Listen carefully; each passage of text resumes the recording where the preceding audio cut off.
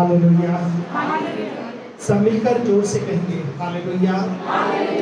और आइए अभी हमारे पास समय होगा कि हम लोग परमेश्वर के वचन की तरफ चलेंगे और वचन को हम लोग यहाँ कान से नहीं सुनेंगे पर ध्यान से सुनेंगे।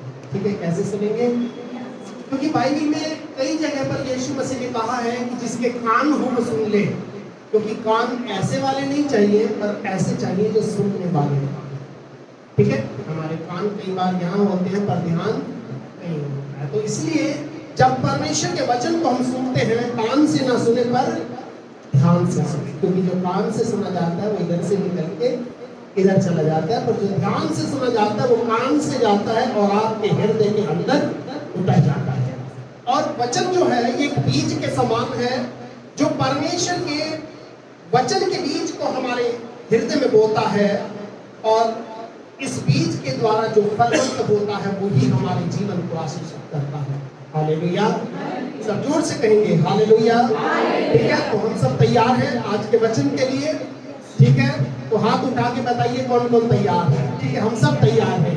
तो जब प्रभु के वचन को हम सुनते हैं तो ध्यान से ये ध्यान रखें कि हम कान से ना सुने पर ध्यान से सुने, क्योंकि प्रभु का वचन कहता है कि जिसके कान हो वो सुन ले कि आत्मा कलीसियाओं से क्या कहता है।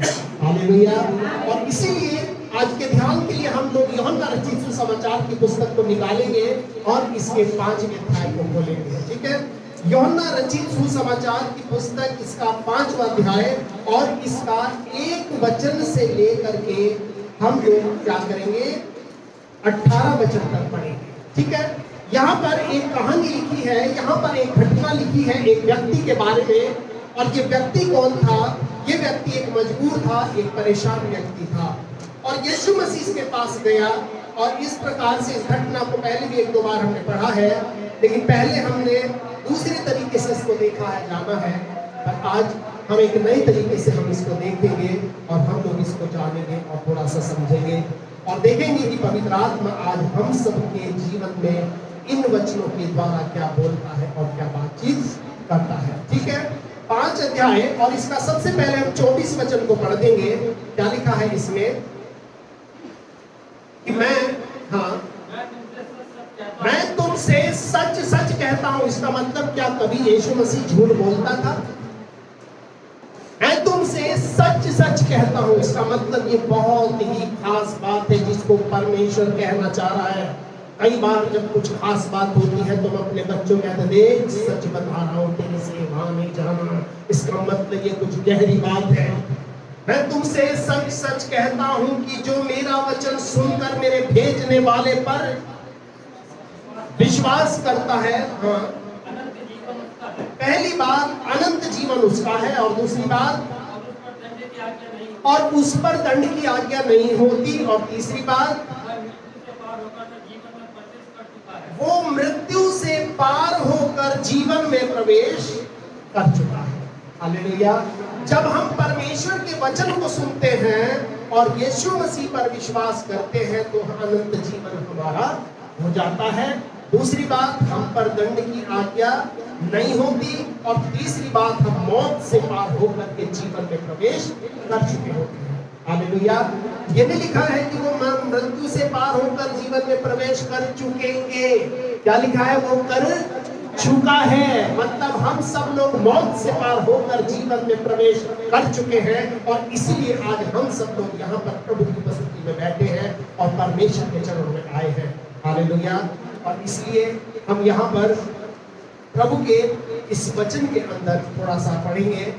इसमें मैं सबसे पहले आपके बीच में इसको पढ़ूंगा और इसको बहुत ध्यान से हम लोग सुनेंगे, और इसके बाद हम इसके ऊपर ध्यान करेंगे और मनन करेंगे कि किस प्रकार से आज ये परमेश्वर का वचन हमसे बोलता है और बातचीत करता है। यहाँ पर लिखा है, इन बातों के पश्चात यहूदियों का एक पर्व हुआ और यीशु यरूशलेम को गया। यरूशलेम में भेड़ फाटक के पास एक कुंड है जो इब्रानी भाषा में बेहतसदा कहलाता है, और उसके 5 औसारे हैं जिनमें बहुत से बीमार, लंगड़े और सूखे अंग वाले पानी हिलने की उम्मीद में या उसकी आशा में पड़े रहते थे, क्योंकि नियुक्त समय पर परमेश्वर के स्वर्गदूत कुंड में उतरकर पानी हिलाया करते थे। पानी हिलते ही जो पहले उतरता था वो चंगा हो जाता था, चाहे उसकी कोई भी बीमारी क्यों ना हो। वहां एक मनुष्य था जो 38 वर्ष से बीमारी में पड़ा था, और यीशु ने उसे पड़ा हुआ देखकर और ये जानकर कि वो बहुत दिनों से इस दशा में पड़ा है, उससे पूछा, क्या तू चंगा होना चाहता है? उस बीमार ने उसको कहा, हे प्रभु, मेरे पास कोई मनुष्य नहीं कि जब पानी हिलाया जाए तो मुझे कुंड में उतारे, परंतु मेरे पहुंचते पहुंचते दूसरा मुझसे पहले उतर जाता है। और यीशु ने कहा कि उठ, अपनी खाट उठा और चल फिर। वो मनुष्य तुरंत चंगा हो गया और अपनी खाट उठाकर चलने फिरने लगा। और वो सब्त का दिन था, इसलिए यहूदी उससे जो चंगा हुआ था कहने लगे, आज तो सब्त का दिन है और तुझे खाट उठाना उचित नहीं है। आगे लिखा है, उसने उन्हें उत्तर दिया कि जिसने मुझे चंगा किया उसने मुझसे कहा, अपनी खाट उठाओ चल फिर। और उन्होंने उससे पूछा, वो कौन मनुष्य है जिसने मुझे कहा खाट उठाओ चल फिर? परंतु जो चंगा हो गया था वो नहीं जानता था कि वो कौन है, क्योंकि उस जगह में भीड़ होने के कारण यीशु वहां से हट गया था। ये बातों के बाद वो यीशु को मंदिर में मिला और यीशु ने उससे कहा, देख तू चंगा हो गया है और फिर से पाप नहीं करना, ऐसा ना हो इससे कोई भारी विपत्ति तुझ पर आ पड़े। और उस मनुष्य ने जाकर यहूदियों से कह दिया, जिसने मुझे चंगा किया है वो यीशु है। और इस कारण यहूदी यीशु को सताने लगे, क्योंकि वो ऐसे काम सब्त के दिन करता था। इस पर यीशु ने उनसे कहा कि मेरा पिता अब तक काम करता है और मैं भी काम करता हूँ। इस कारण यहूदी और भी उसे मार डालने का प्रयत्न करने लगे, क्योंकि वह न केवल सब्त के दिन की विधि को तोड़ता, परंतु परमेश्वर को अपना पिता कहकर अपने आप को परमेश्वर के तुल्य ठहराता था। हालेलुया। परमेश्वर के इस वचन को अभी हमने पढ़ा है। इस वचन के अंदर एक घटना है, और ये घटना कब की है? ये यीशु मसीह ने जब सेवा को शुरू किया तो कितने साल का था? 16 साल का। कितने साल का था? 30 साल का होकर यीशु मसीह ने सेवा को शुरू किया। और ये सेवा के शुरुआत में जो है, ये घटना सेवा के शुरुआत में हुई, यानी कि इस समय हम ये कह सकते हैं कि शायद यीशु मसीह 31 साल का होगा। कितने साल का होगा? और ध्यान से इस चीज को आप समझना, यीशु कितने साल का होगा? 31 साल। ठीक है। आगे इसमें लिखा है, इन बातों के पश्चात यहूदियों का एक पर्व हुआ और यीशु यरूशलेम को गया। इसका मतलब जब भी कोई पर्व होता था, कोई फंक्शन होता था, या परमेश्वर के भवन में कोई कार्य होता था, तो यीशु परमेश्वर के भवन को जाया करता था। हालेलुया।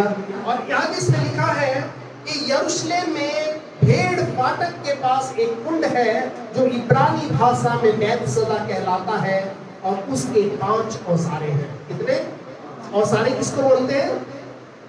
पता है? आंगन को। किसको बोलते हैं? आंगन को। ठीक है। आपने देखा होगा कि पुराने समय में जब घर लोग बनाया करते थे तो सबसे पहले, क्योंकि जमीन बड़ी होती थी, तो सबसे पहले मतलब मकान के आगे या कमरों के आगे आंगन होता था, थोड़ा थोड़ा सा, है ना? और चारों तरफ आंगन। जैसे आप भी कहीं गांव में जाओगे तो कमरों के आगे क्या होता है? हमारे यहाँ बरामदा बोलते हैं उसको। क्या बोलते हैं? बरामदा। ठीक है। इस बरामदे में जाते हैं, फिर अंदर मकान या कमरा होता है। इस तरह से डिजाइन होते थे। इसी तरह से ये भी जगह थी। और बाइबल में हम पढ़ते हैं कि यरूशलेम के कितने फाटक थे? 12 फाटक थे। कितने फाटक थे? 12 फाटक थे। और इसमें से एक फाटक था जिसका नाम क्या था? भेड़ फाटक। हालेलुया। और भेड़ फाटक जो है वो क्यों था? क्योंकि भेड़ फाटक एक ऐसी जगह होती थी कि जहां पर भेड़ों को लाया जाता था, भेड़ों को समर्पण करने के लिए, उस मंदिर में दान करने के लिए, उस मंदिर में चढ़ाने के लिए उस भेड़ों को लाया जाता था। और इसलिए इस फाटक का नाम क्या था? भेड़ फाटक। ठीक है। इस फाटक में से वो लोग जिनको परमेश्वर के सामने बलिदान चढ़ाना होता था, परमेश्वर को अपने गुनाहों के लिए कुछ देना होता था, ये लोग भेड़ लेकर के वहां से क्या करते थे? प्रवेश करते थे। हालेलुया। आज इस समय में इन 12 फाटकों में से किसी फाटक को यीशु ने नहीं चुना, उसने सिर्फ भेड़ फाटक को चुना और उसमें से वो क्या किया, प्रवेश किया। यीशु ने कहा कि मेरी भेड़ें मेरा शब्द सुनती है और मैं उनका चरवाहा हूँ। बाइबल में लिखा है, दाऊद भी कहता है यहोवा मेरा चरवाहा है और मुझे कुछ घटी, क्योंकि जब चरवाहा भेड़ फाटक के अंदर से प्रवेश करता है तो उसकी भेड़ें अपने आप उसके पीछे हो जाती है। हालेलुया। इस वचन के अंदर यीशु मसीह भेड़ फाटक के पास गया और वहां पर एक कुंड है। कुंड का मतलब जैसे ये पूरा हॉल है, इसके बीचों बीच एक क्या है, तालाब जैसे है और चारों तरफ क्या है, 5 आंगन है। ठीक है, कितने आंगन है? 5 आंगन है। और इन आंगनों में कौन रहते हैं? बहुत से बीमार, लंगड़े, सूखे अंग वाले और जो दुखी परेशान लोग होते हैं। वहां पर इस पानी को परमेश्वर के स्वर्गदूत उतर कर हिलाते थे और जैसे ही ये पानी हिलता था और जो भी पहले इस पानी में चला जाता था वो चंगा हो जाता था, चाहे उसकी बीमारी कोई भी क्यों ना हो। और ये 5 औसारे जो हैं ये परमेश्वर की कलीसिया की 5 सेवा को दिखाते हैं, जो परमेश्वर अपने सेवकों के अंदर इन 5 सेवाओं को देता है। पहली सेवा प्रेरित की होती है, दूसरी सेवा किसकी, भविष्यवक्ता की होती है जो उंगली उठाता है, और तीसरी जो सबसे बड़ी उंगली होती है किसकी, सुसमाचार प्रचारक करने वाले। ठीक है, पहली सेवा प्रेरित की, दूसरी सेवा भविष्यवक्ता की और तीसरी सेवा सुसमाचार प्रचारक की। और ये जो उंगली होती है ये चौथी सेवा किसकी होती है, पास्टर की होती है। किसकी, पास्टर की। और ये उंगली में क्या होता है, जब शादी होती है इस उंगली में क्या पहनाई जाती है, अंगूठी। इसका मतलब एक ऐसा रिलेशन जो कि बहुत ही क्लोज रिलेशन में कलीसिया रहती है, इसके पास्टर के। ठीक है, और ये चौथी उंगली किसकी है, शिक्षक। किसकी, शिक्षक। तो कलीसिया में कितनी सेवा होती है, 5 सेवा होती है। पहली प्रेरित की, दूसरी भविष्यवक्ता की, क्योंकि ये वाली उंगली हम दूसरों पर उठाते हैं वैसे, पर उठाना नहीं क्योंकि 3 हमारी तरफ भी आ रही है। ठीक है, तो इसलिए। और ये तीसरी उंगली किसकी, जो सबसे बड़ा काम कलीसिया में क्या होता है, सुसमाचार प्रचार का। और ये काम किसका है, पास्टर का। और ये काम किसका है, शिक्षक का, जो प्रभु के वचन की शिक्षा हमें देता है। और ये सारे के सारे गुण परमेश्वर अपने लोगों के अंदर जो उसकी सेवा, उसकी महिमा करते हैं, उनके अंदर वो उतार देता है। हालेलुया। ताकि प्रभु की सेवा का काम चलता रहे और संसार में लोग यीशु को जानने पाए और यीशु के करीब आने पाए। ये 5 औसारे हैं। ये किसको दिखाते हैं, ये 5 प्रकार की सेवाओं को दिखाती है। और इसमें क्या, ये पुल का नाम क्या है, बैथेसदा।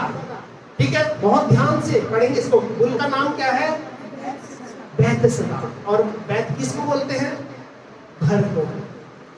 जैसे हमने बोला बैतलेहम, लेहम का मतलब रोटियों का, बैत का मतलब घर, बैतलेहम का मतलब रोटियों का घर। और ये क्या है, बैत सदा। बैत सदा बोलते हैं अनुग्रह को, यानी कि अनुग्रह का घर। अनुग्रह का घर का मतलब कि जहां पर परमेश्वर का अनुग्रह होता है। बाइबल में लिखा है कि विश्वास के द्वारा अनुग्रह ही से तुम्हारा उद्धार हुआ है। ये तुम्हारे कामों के कारण नहीं, लेकिन परमेश्वर के कारण होता है। हालेलुया।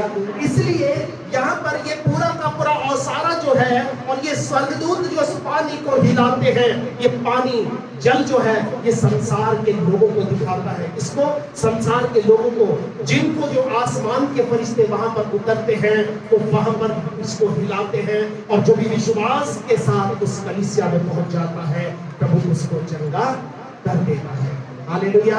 इसका मतलब ये हुआ। और इसीलिए आगे जब हम पढ़ते हैं 5वें वचन से कि वहां पर एक मनुष्य था। कितना, एक मनुष्य था। और वो क्या था,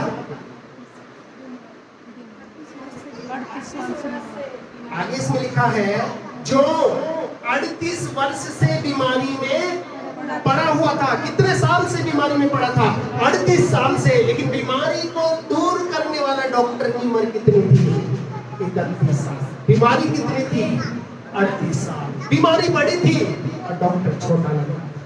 आप समझो, हमारे जीवन में भी कई बार हमारी मुसीबतें बड़ी लगती हैं, लेकिन मुसीबत दूर करने वाला कई बार बड़ा छोटा लगता है।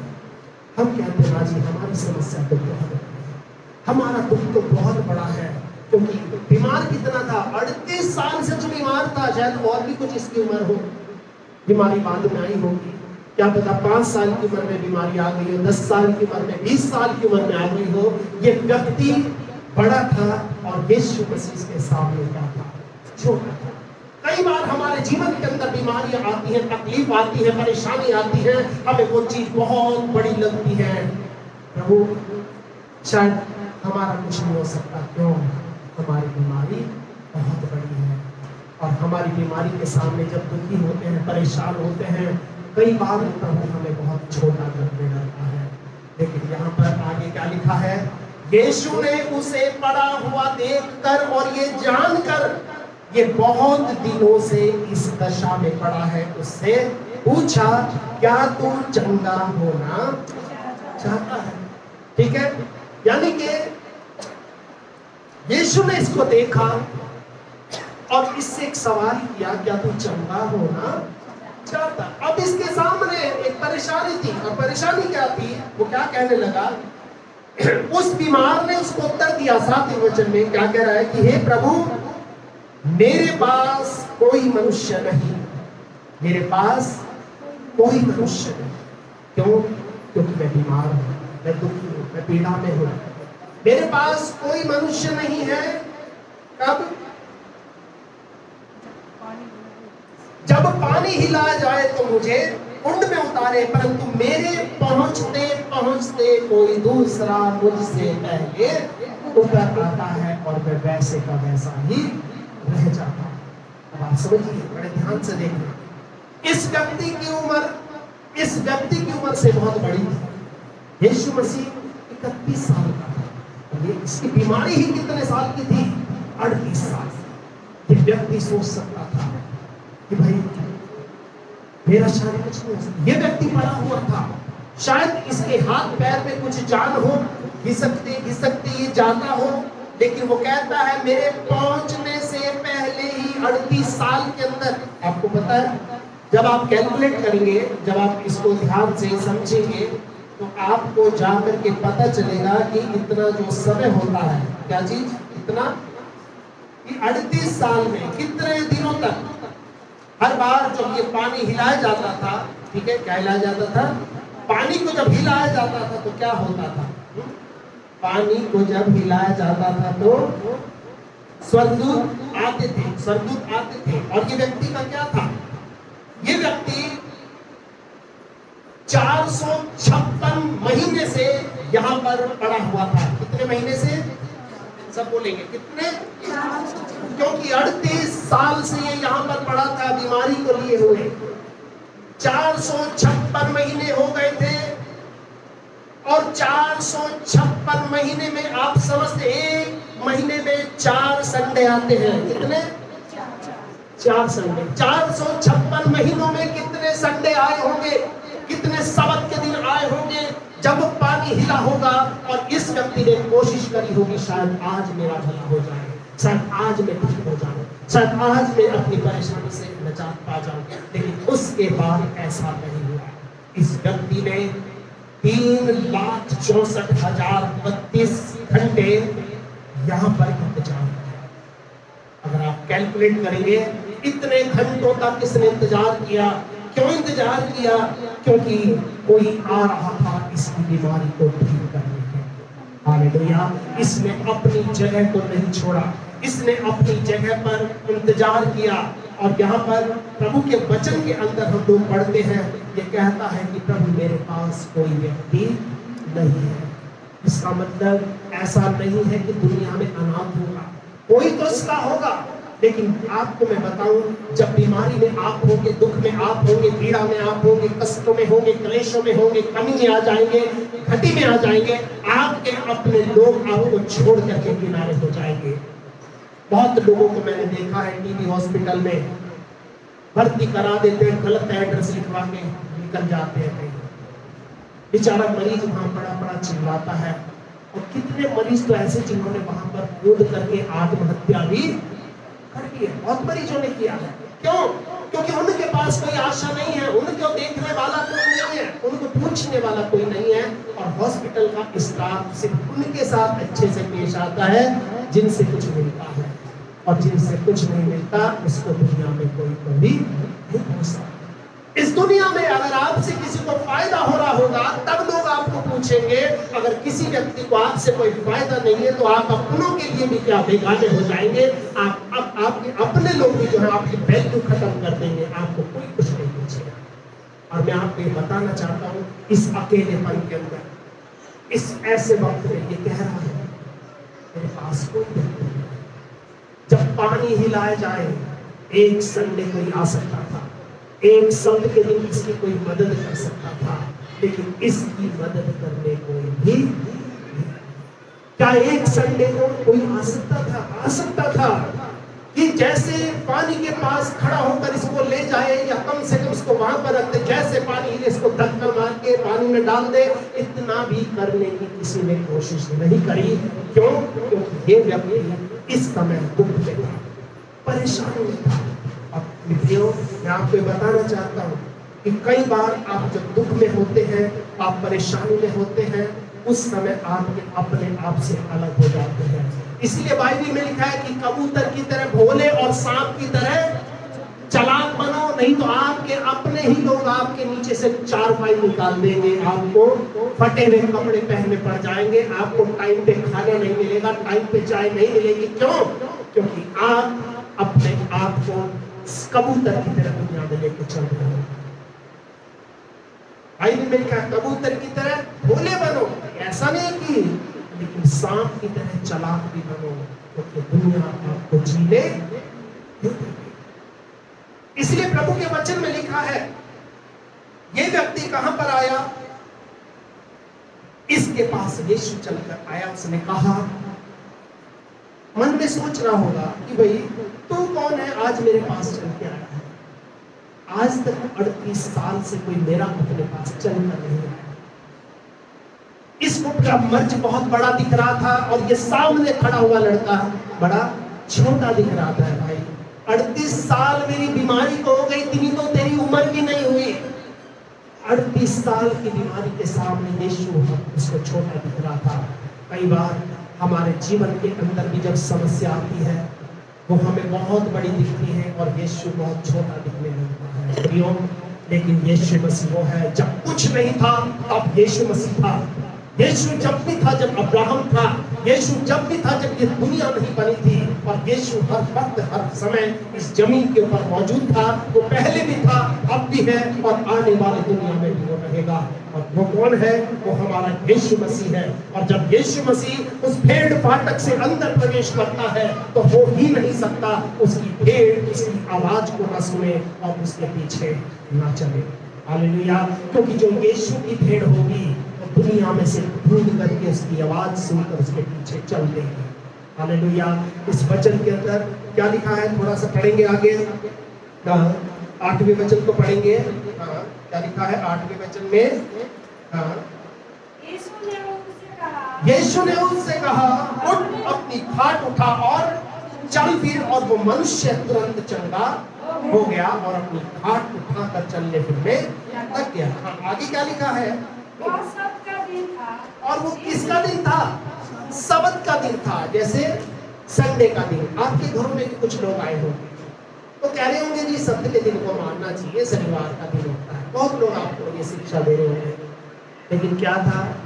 यीशु के लिए सब्त का दिन महत्वपूर्ण नहीं था, क्योंकि यीशु मसीह हमेशा सब्त के दिन को तोड़ता था। और यीशु को क्रूस पर चढ़ाने वाले कौन थे? वो वही थे जो सब्त के दिन को मानते थे।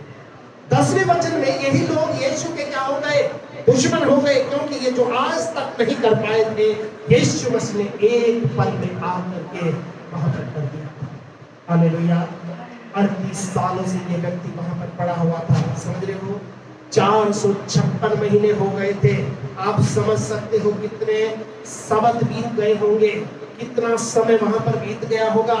ये लोग कुछ नहीं कर पाए, लेकिन जब ये ठीक हो गया तो क्या कहने लगे 10वें वचन में? हाँ, इसलिए यहूदी उसे जो चंगा हुआ था कहने लगे, आज तो सब्त का दिन है, तुझे पाठ उठाना उचित नहीं। भाई आज तो सबत का दिन है, इसलिए आज तो तुझे चलना फिरना चाहिए ही नहीं। इसका मतलब कि ये लोग वो थे जो यीशु के खिलाफ थे, पर रहते मंदिर में थे, पर प्रभु को नहीं मानते थे। हालेलुया। आज बहुत सारे चर्च हैं जहां पर लोग रहते तो चर्च में हैं, लेकिन वो प्रभु को नहीं मानते। और वो जब कुछ अच्छा होता लोगों को सलाह देते, नहीं तुम्हें ऐसा नहीं करना चाहिए, आप प्रार्थना करोगे, नहीं आप कैसे प्रार्थना करो, वो नुक्स निकालेंगे। और वो कह रहे हैं इनको खुशी नहीं थी, ये 38 साल से पड़ा हुआ आदमी आज ठीक हो गया था। इनको बल्कि दुख था ये चलने की लगा। इनको क्या था? दुख था, क्योंकि ये चलने की लगा। आज दुनिया में बहुत लोग ऐसे हैं, जब तक आप बिस्तर पर पड़े रहोगे उनको कोई परवाह नहीं होगी, लेकिन जिस दिन आप ठीक हो जाओगे तो उनको दुख होने लगेगा, ये ठीक क्यों हो? आज दुनिया इसलिए दुखी नहीं है कि उनकी लाइट नहीं जल रही है, वो इसलिए दुखी है कि आपके घर की क्यों जल रही है, कि अगर उनकी नहीं जल रही है तो आपकी भी जलनी नहीं चाहिए। लोगों को परेशानी होती है। आगे क्या लिखा है?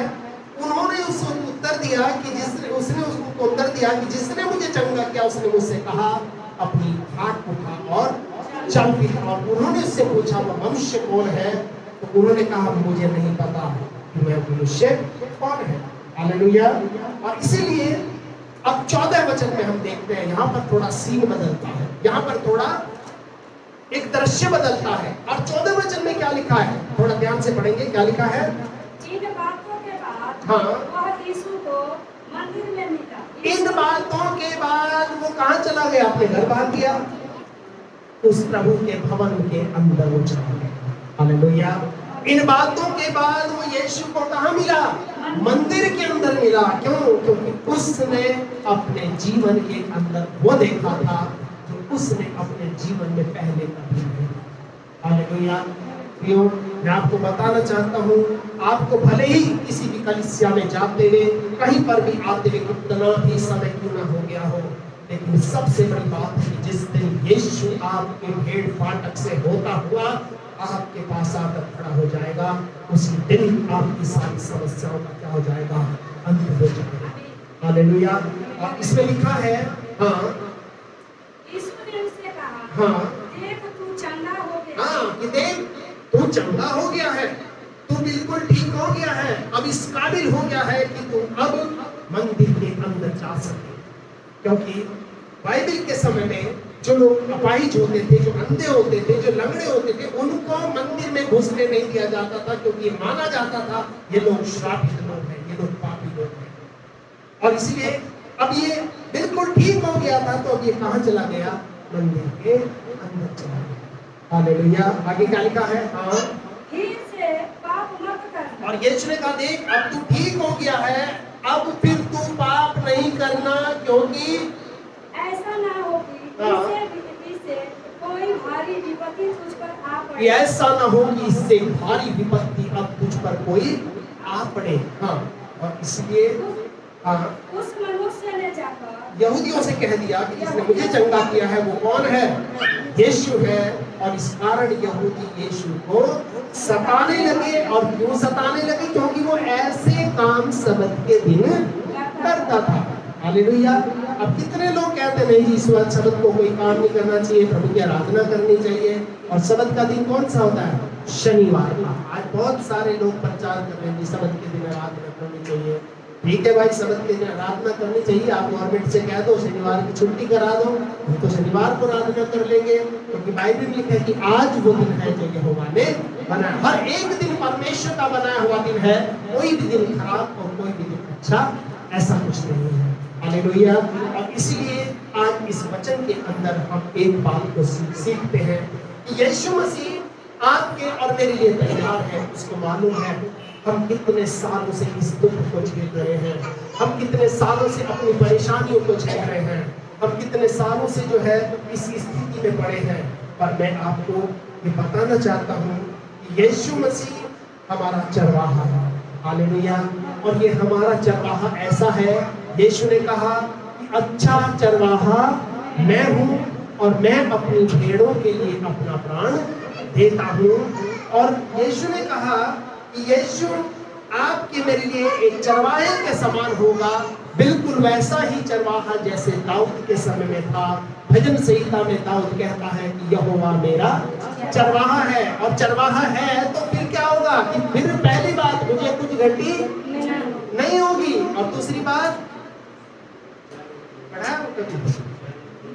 मैं मुझे क्या करता है, हरी हरी चराइयों में चराता है और सुखदाई जल के झरने के पास ले चलता है। और चाहे मैं अंधकार से भरी तराई में होकर गुजरूं तो भी हानि से नहीं डरूंगा, क्योंकि तू मेरे साथ रहता है और तेरे सोटे और तेरी लाठी से मुझे शांति मिलती है। हालेलुया।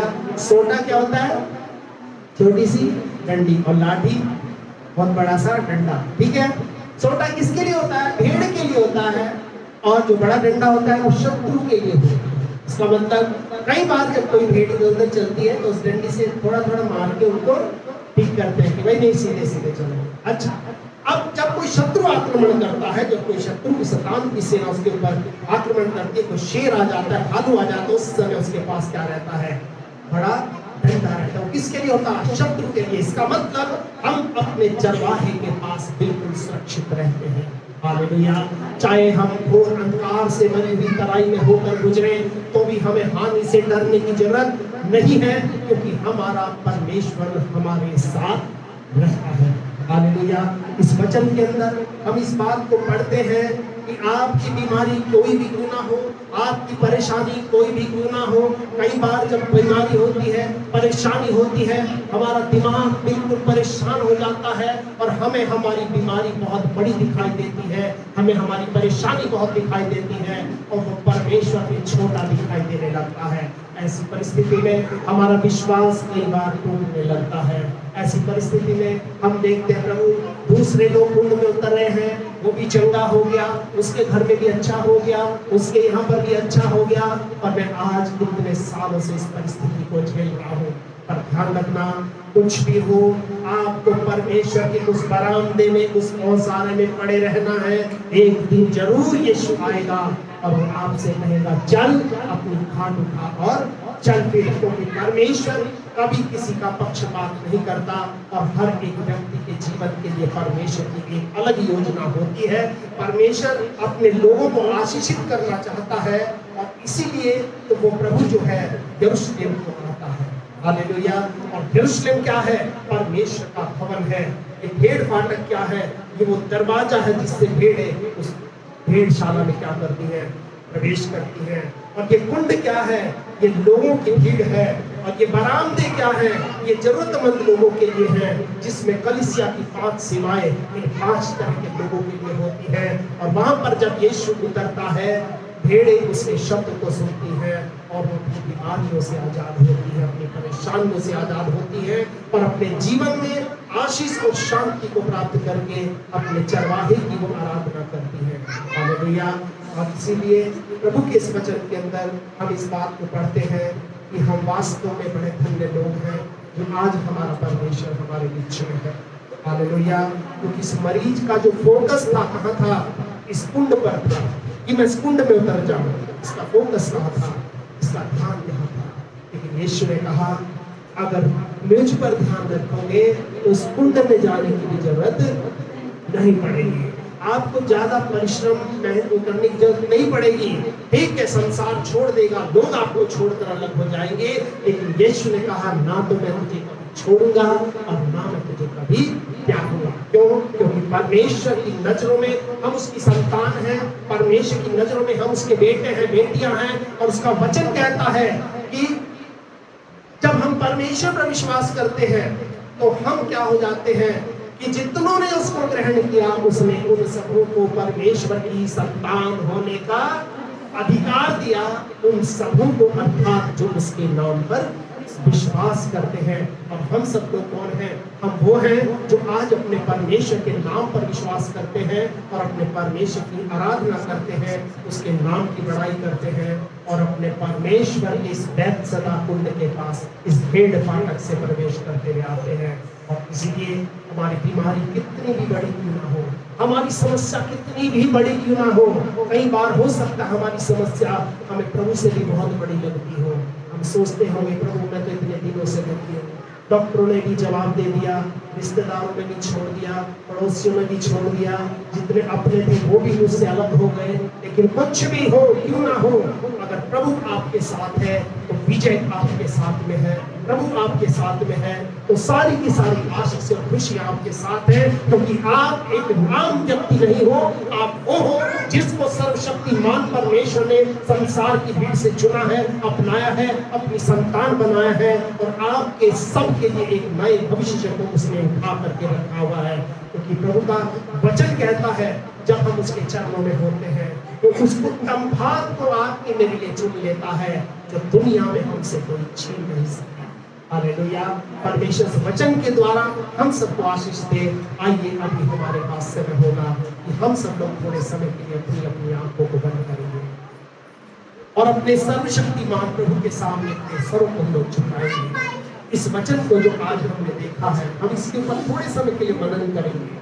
इस वचन में से कुछ बातों को आज हमने समझा है, सीखा है।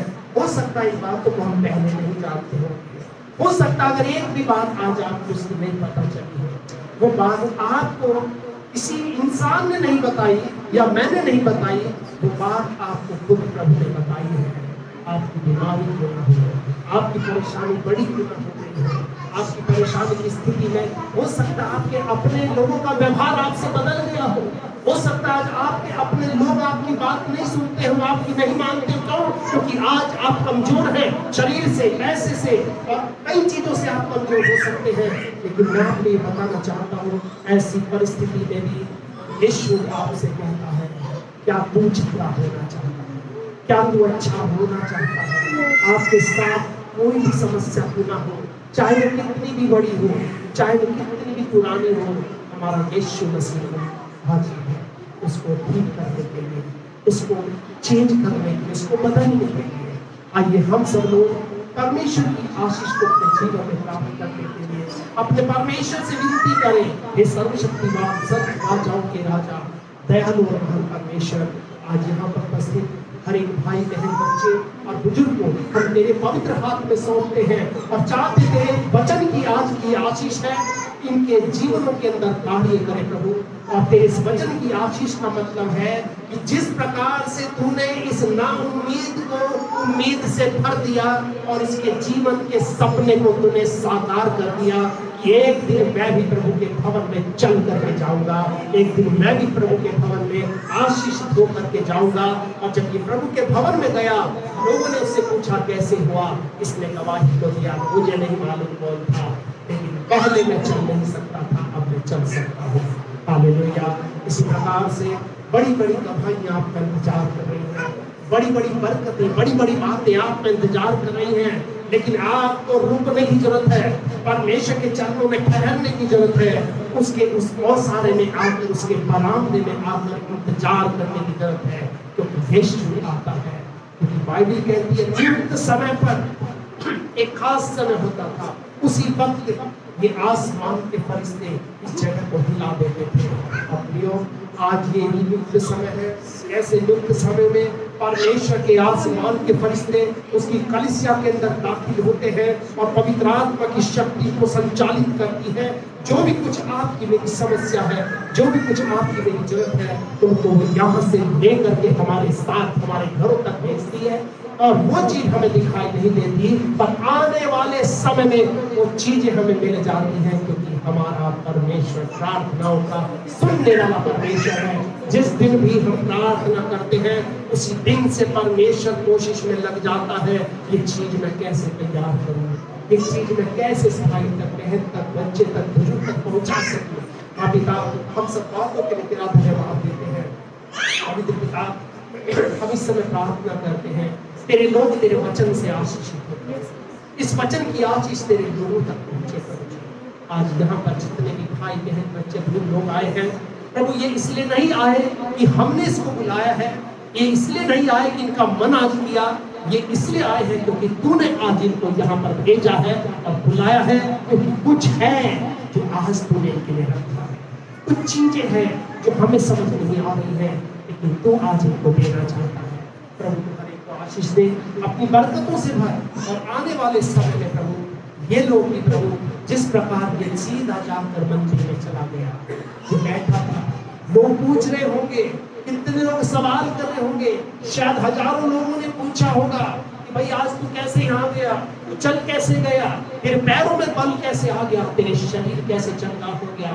इसने बताया होगा एक व्यक्ति था मेरे पास आया और उसने मुझे चंगा, मेरी बीमारी बड़ी थी, वो मेरी बीमारी से भी छोटा था, लेकिन उसका काम सबसे बड़ा था। हालेलुया। हाँ पिता, वो हर एक जन को उस वचन के द्वारा प्रार्थना करते हैं। जब ये भाई बहन लोग वापस अपने घरों में जाते हैं, इन उपस्थिति चलकर इनके साथ इनके घरों में जाए, और जब इनके कदम इनके घरों में पड़ते हैं, वहां पर तेरी आत्मा की सामर्थ और तेरी शक्ति का प्रभाव पहले लगे।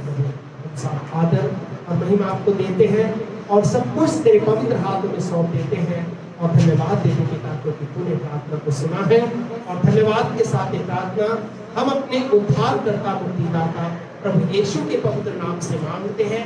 इसे सुने और ग्रहण करें, और हम सब जो लोग रखते हैं मिल करके कहेंगे आमीन। अब हमारे प्रभु यीशु मसीह का अनुग्रह, पिता परमेश्वर का प्रेम और पवित्र आत्मा की सहभागिता अब से लेकर हमेशा तक हम सब लोगों के साथ होती रहेगी। आमीन।